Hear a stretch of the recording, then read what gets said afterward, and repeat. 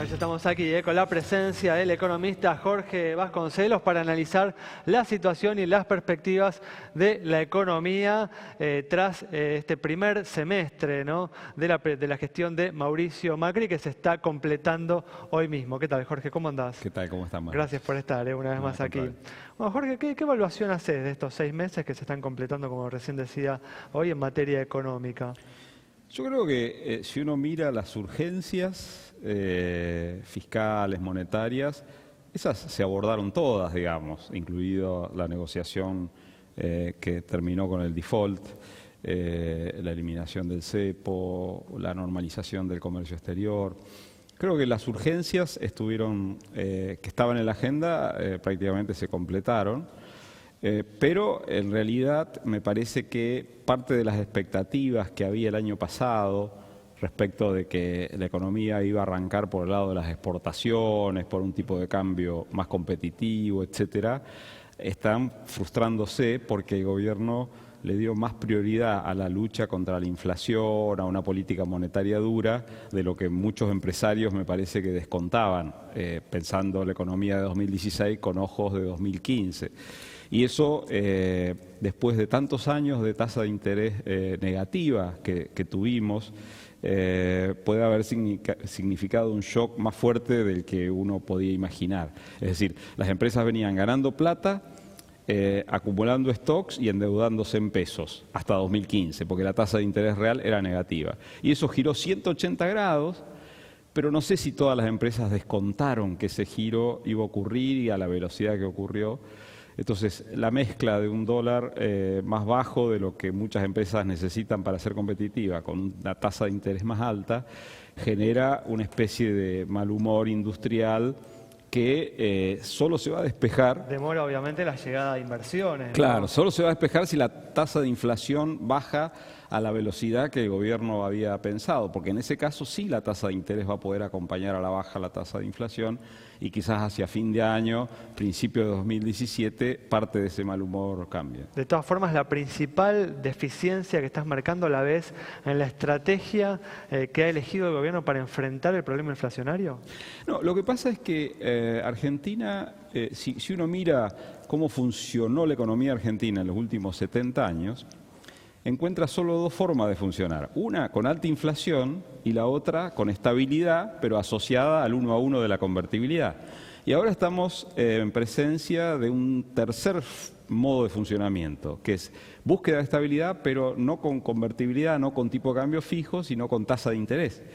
Entonces, estamos aprendiendo todos, incluidos los funcionarios. Pues, o sea que no ves que necesariamente esto esté equivocado. No, lo que veo es que es un proceso de aprendizaje duro para todas las partes, funcionarios, empresarios, sociedad. Pero le ves posibilidades de éxito.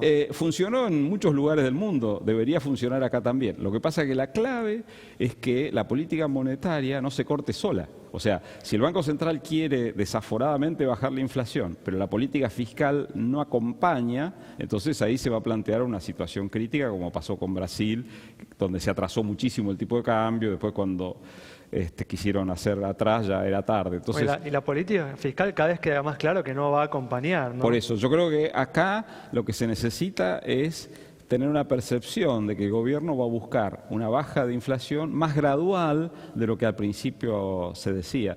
Hace pocos meses se hablaba, funcionarios importantes hablaban de la posibilidad de que la inflación fuera al 1% mensual en el segundo semestre de 2016. Yo creo que si el Banco Central se propone ese objetivo, ahí la economía va a crujir mucho, porque la política fiscal no está orientada a ese objetivo de una baja tan rápida de la inflación. Jorge, hay mucho debate en torno al famoso atraso cambiario, algo que en Argentina también conocemos de memoria. ¿Te parece que el tipo de cambio actual está atrasado? ¿Es bajo respecto a lo que sería un tipo de cambio más normal?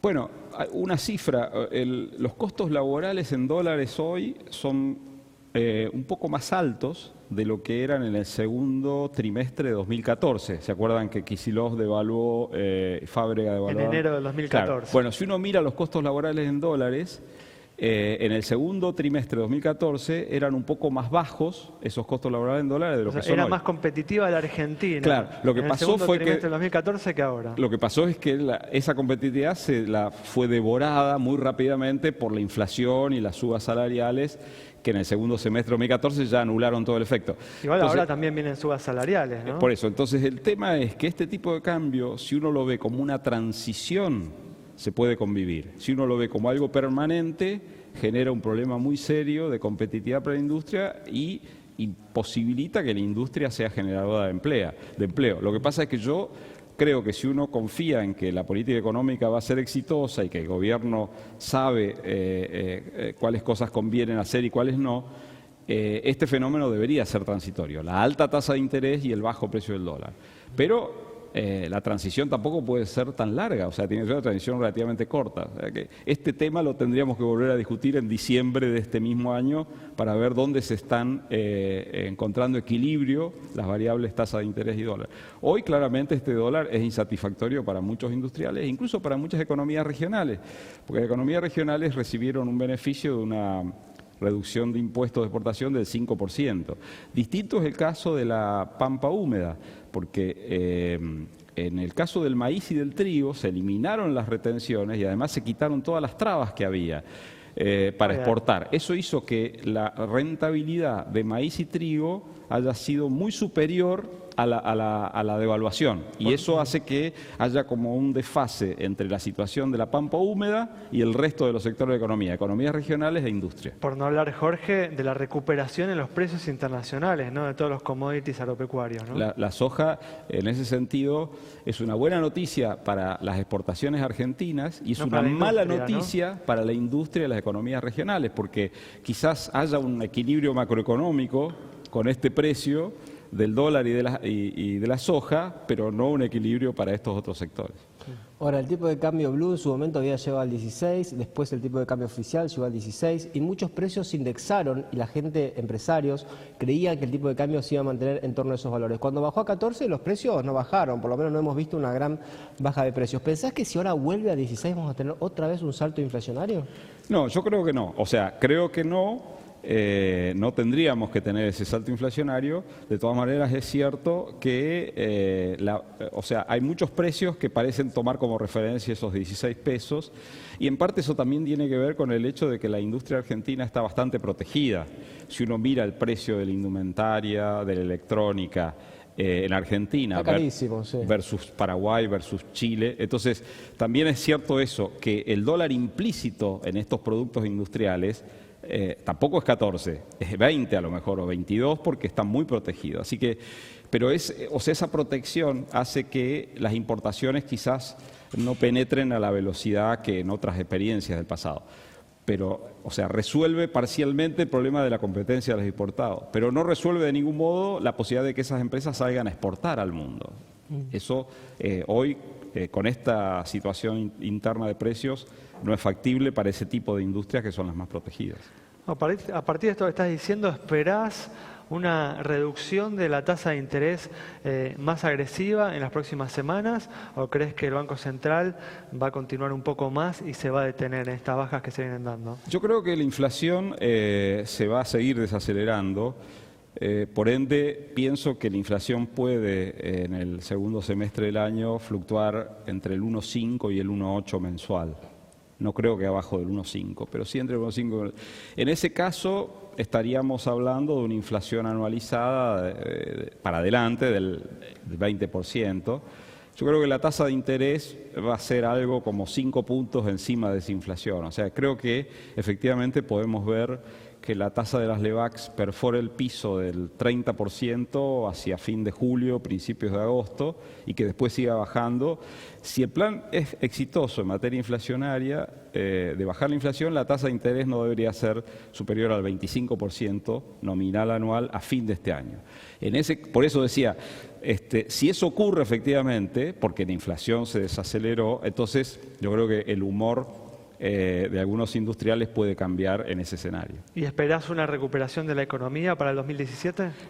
Para el 2016, claramente la recuperación no va a venir del lado de las exportaciones industriales, pero sí puede venir del lado del consumo en la medida en que los jubilados empiecen a partir de agosto a recibir este plus de esta ley que se está tratando en el Congreso, y la obra pública, o sea, se ha subejecutado muchísimo presupuesto de vialidad y de otros organismos.